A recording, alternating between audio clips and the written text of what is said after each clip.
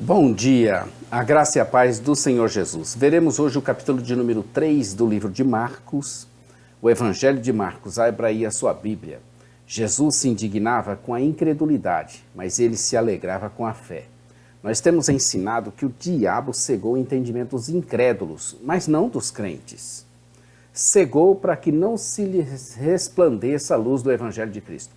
Então estamos vendo o Evangelho de Marcos, que é o segundo livro do Novo Testamento. Embora preguemos que a autoria deste evangelho é de Marcos, salientamos que todos os 4 evangelhos foram escritos de forma anônima, talvez assim visando honrar a intenção de Jesus de dar à igreja um testemunho coletivo e autorizado da sua pessoa e obra por intermédio dos apóstolos. O propósito do evangelho de Marcos é apresentar as boas novas de Jesus a um público essencialmente gentil, por meio da narração do testemunho dos discípulos a respeito dos fatos notáveis sobre a vida, a morte e a ressurreição de Cristo Jesus.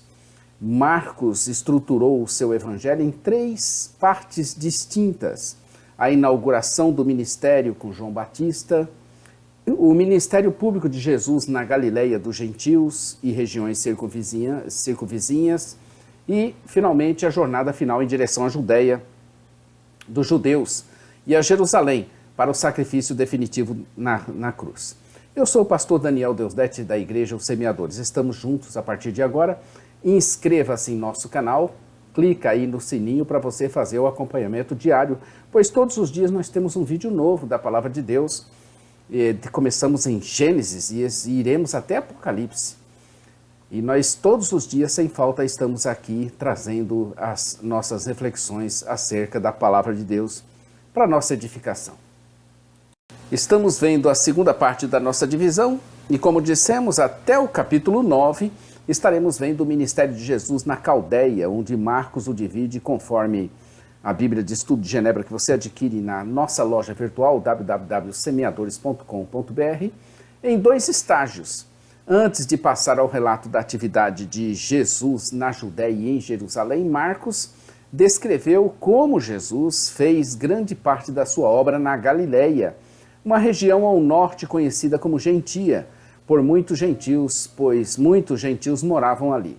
Ao focalizar a atenção do ministério de Jesus aos gentios, Marcos procurava despertar o interesse dos seus leitores gentios que seguiam a Cristo Jesus.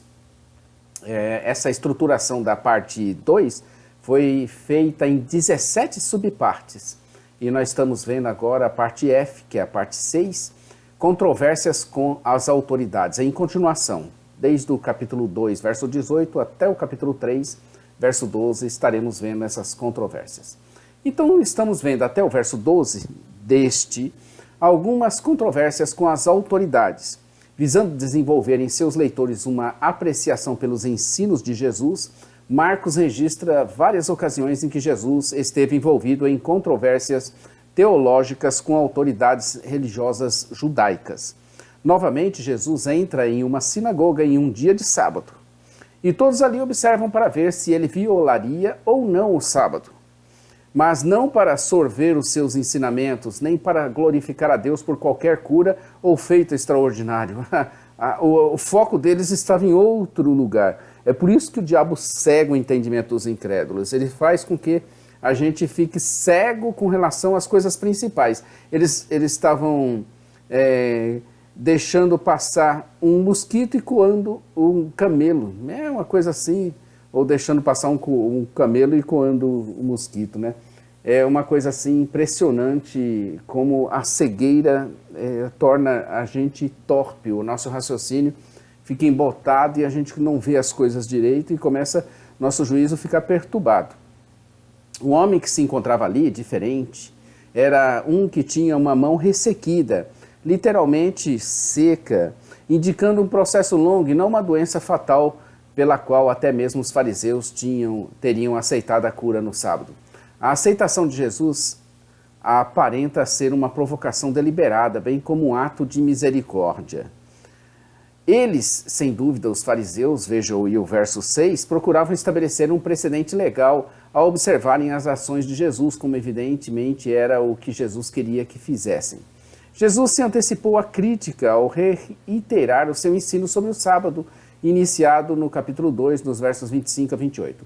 Os fariseus concebiam que somente o auxílio estritamente essencial aos doentes era permitido no sábado.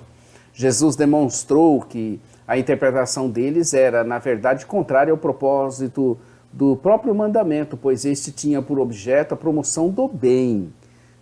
Capítulo 2, verso 27. Os fariseus não eram motivados pelo poder de Deus, nem pela vontade de fazer o bem, nem pelo desejo de servir a Deus, mas pelo poder do mal e da hipocrisia e das aparências. Pois embora Jesus estivesse promovendo o bem e a vida ao curar no sábado, os fariseus procuravam matá-lo ou conspirarem contra ele no sábado.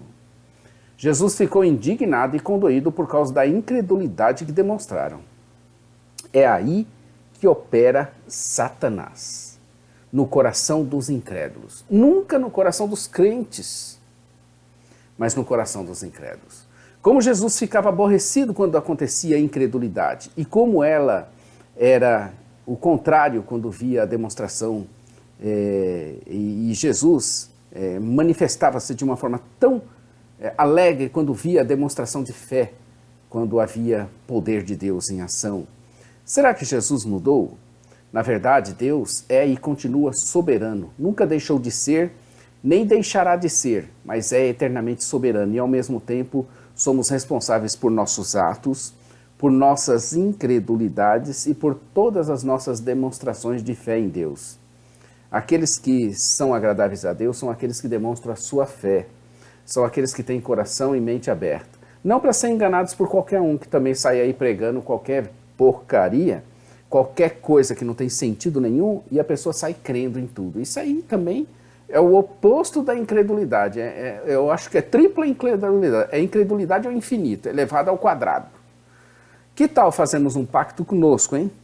Mesmo, e deixar a incredulidade do lado de fora, eternamente fora de nosso coração. Eu tenho decidido fazer da minha fé o que chamo dos 4 I. 4 I. Indestrutível, inabalável, imbatível, invencível. Olha, vamos ler, hein? Eu tenho feito da minha fé que ela seja indestrutível. Ninguém pode destruir a minha fé. Não serei eu mesmo. Ninguém pode abalá-la. Nem acontecimentos, nem tragédias, nem morte, nem vida. Ninguém pode batê-la. É imbatível. Ninguém pode vencê-la. Então, faça um pacto com a sua fé. Não abandone ela porque ela é valiosa. É um maior presente que Deus nos deu. A fé. E Ele nos separa, Ele faz a separação das pessoas. Hoje não é mais... nós não somos separados pela nossa condição social, se nós somos ricos ou pobres, se nós somos cultos ou se nós somos ignorantes, se nós somos sábios e inteligentes ou se não somos, se somos pessoas de posse ou não. Deus nos faz, Deus vai escolher-nos pela fé e não pelo nosso talento, criatividade, capacidade, nada disso. Deus nos escolhe pela fé. Depois da cura incrível, a cura foi incrível, foi fantástica, aos olhos de todos. Ao invés de darem glória a Deus, o que fizeram? O ajuntamento dos fariseus com herodianos para ver como tirariam a vida de Jesus. Não é cegueira pura? Estando cego, a incredulidade faz isso.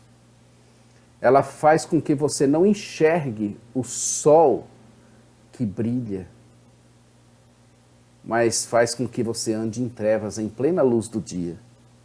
A incredulidade, ela destrói o coração e faz com que sua visão fique torpe.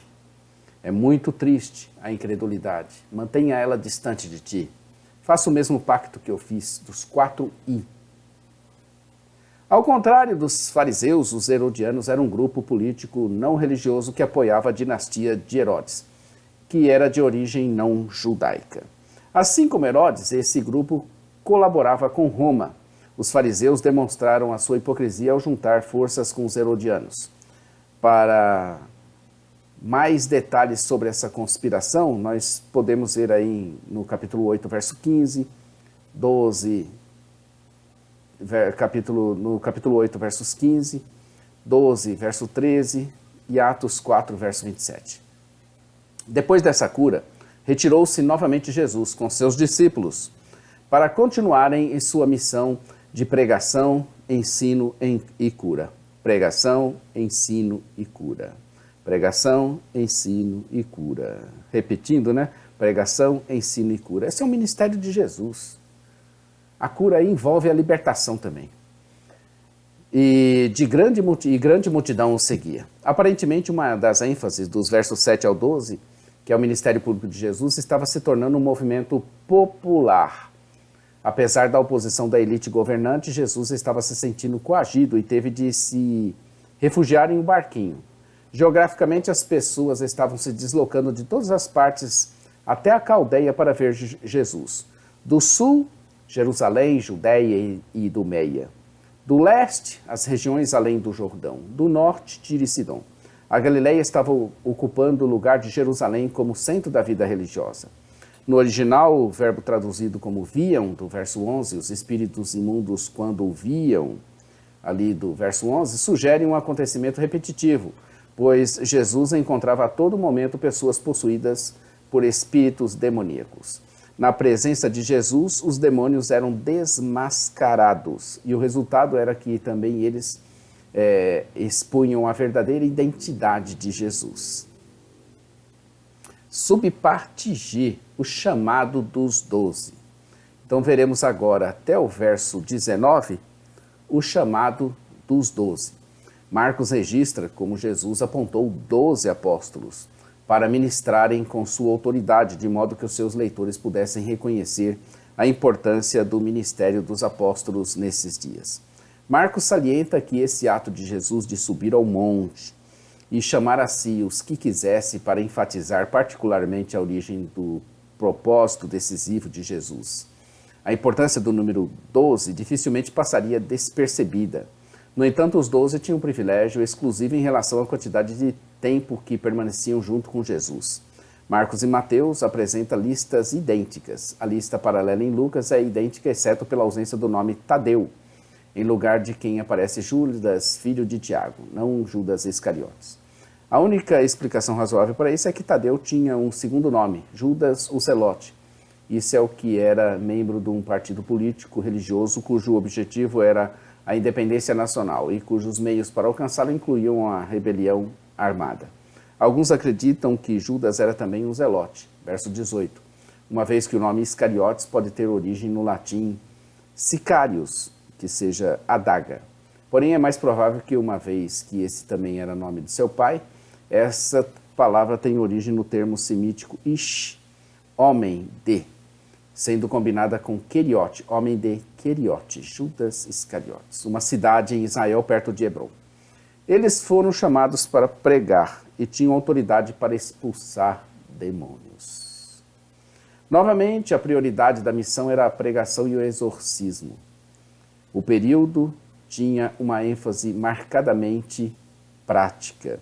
Estão aí os discípulos com a autoridade para pregarem o evangelho dada por Jesus Cristo. Jesus agora estava enviando também os 12 a pregar e a expulsar os demônios e a curar. Os invejosos e de corações endurecidos agora abrem os seus corações ao diabo.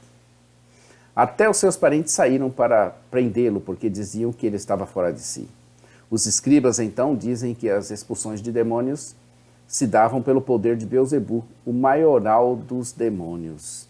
A cegueira era tanta que atribuíam o poder de Deus ao próprio Satanás.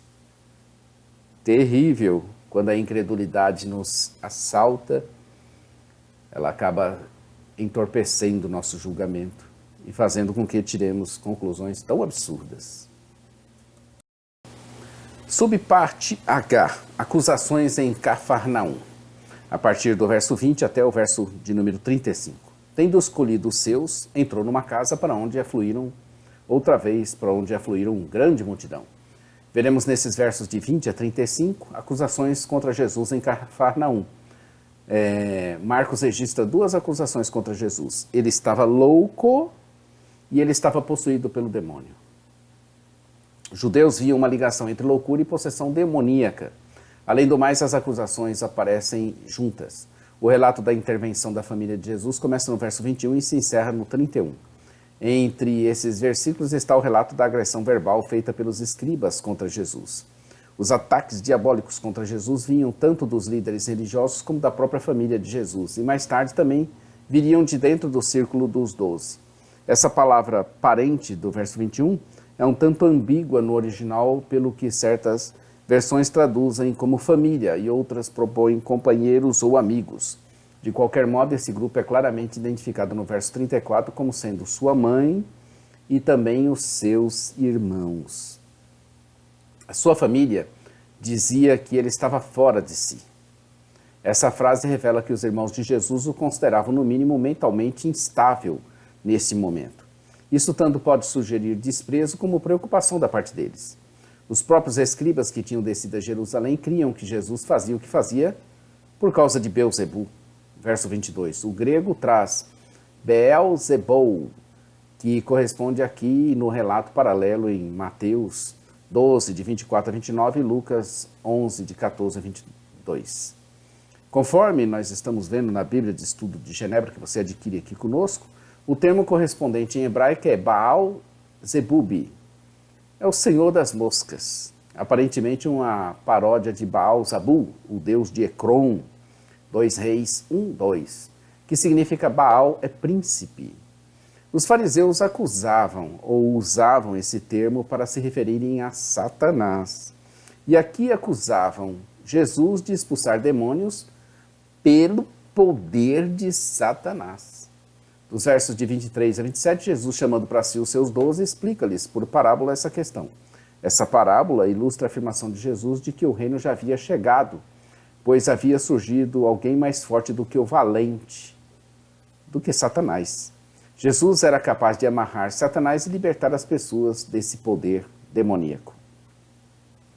Jesus também lhes explica algo muito terrível e assustador, pois aquele que blasfemar contra o Espírito Santo não terá perdão. Quanto às várias formas da blasfêmia, nós temos aí diversos textos, Êxodo 22, 28, Levíticos 24, 10, temos Ezequiel no capítulo 35, verso 12 e 13, Marcos 2, 7, 14, 64, João 10, 33, Atos 6, 11, diversos versículos. Há muito o que se falar a respeito disso. Aqui a blasfêmia imperdoável é especificada como um ato deliberado de associar o poder e a obra de Jesus, que era cheio do Espírito Santo, com a obra de Satanás.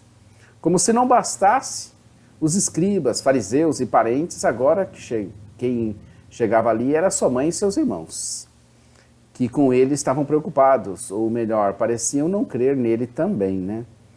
Conforme nós estamos vendo, comentaristas católicos romanos, para os quais a virgindade eterna de Maria é um dogma, enfatizam o fato de que irmão pode se referir aos vários relacionamentos familiares apontados para Gênesis 13, 8, 14, 16, 29, 15, Levíticos 10, 4, 1 Crônicas 23, 22. Contudo, em outras passagens de Marcos, o termo sempre parece implicar filhos dos mesmos pais. Além do mais, Mateus 1, 24, 25, e José, tendo despertado do sono, fez como o anjo do Senhor lhe ordenara e recebeu sua mulher. Verso 25, e não a conheceu enquanto ela não deu à luz um filho e pôs o nome nele de Jesus. Indica claramente aqui que após o nascimento de Jesus, Maria e José tiveram relações conjugais normalmente, desse modo atribuindo um sentido adicional à designação de Lucas sobre Jesus ser o primogênito de Maria. Jesus então lhes dá uma grande lição sobre o que é e quem é que faz a vontade de Deus. A chegada do reino de Deus rompeu com a vida pré-estabelecida. Às vezes, mães, irmãos, casas e terras devem ser deixados para trás por causa do reino. Embora o reino de Deus vá, ao final, curar a vida humana, esse processo de cura, enquanto aguardamos a volta de Jesus, envolve discórdias, e julgamento contra os pecadores, bem como provações e sofrimento para os cristãos. Marcos capítulo 3, verso 1 diz: De novo entrou Jesus na sinagoga. E estava ali um homem que tinha ressequida uma das mãos. Esse é o verso de número 1 do capítulo de número 3 de Marcos, que tem 35 versículos. E o verso 35 diz: Portanto, qualquer que fizer a vontade de Deus, esse é meu irmão, irmã e mãe. Foi nesse momento triste de confusão com Beelzebu que Jesus lhes conta, como já dissemos, essa parábola, para lhes mostrar que um reino dividido não poderia subsistir. Em seguida, ainda vem a sua mãe e seus irmãos, e Jesus, não desrespeitosamente, fala que sua mãe e seus irmãos são aqueles que fizerem a vontade de Deus. Então nós vimos aí o capítulo de número 3 do livro de Marcos, e amanhã estaremos aqui com o capítulo de número 4, que são os segredos e mistérios das parábolas revelados aos discípulos e também revelados a você, a nós, né? Inscreva-se em nosso canal, clica aí no sininho para você fazer o acompanhamento diário. Todos os dias temos um vídeo novo da Palavra de Deus, todos os dias aqui estamos. Agradecemos a sua presença, não se esqueça, a parte escrita está no jamaisdesista.com.br.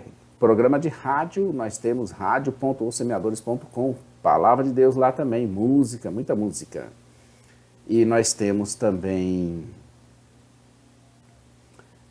nós temos nossa loja virtual, www.ossemeadores.com.br. Lá você vai encontrar nosso material. Maranata, ora vem, Senhor Jesus. Deus abençoe seu dia, sua vida, seu ministério, sua família. Amém.